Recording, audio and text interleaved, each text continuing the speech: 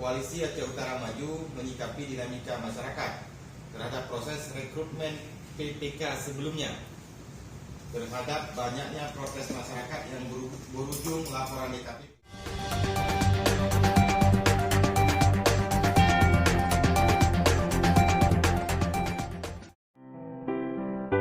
Bumo Acehnya kena baraja sidak membela bangsa. Kami sampaikan bahwa Koalisi Aceh Utara Maju disingkat dengan KAUM adalah koalisi antar fraksi dalam DPR Kabupaten Aceh Utara yang dibentuk sejak 2009 yang beranggotakan fraksi Partai Demokrat, fraksi Partai P3, di dalamnya ada Partai Golkar, kemudian fraksi Partai Panas, di dalamnya ada PNA, Nasdem dan PKB, dan koalisi ini dibentuk untuk keseimbangan arah kebijakan, keputusan BPRK dan arah pembangunan Kabupaten Aceh Utara.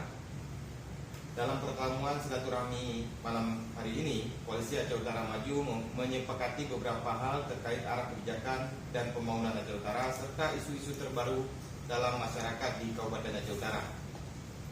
Yang paling hangat kami diskusikan malam ini menyikapi tentang isu tahapan pemilu, tahapan rekrutmen PPK kecamatan dan tahapan rekrutmen PPS yang hari ini berlangsung.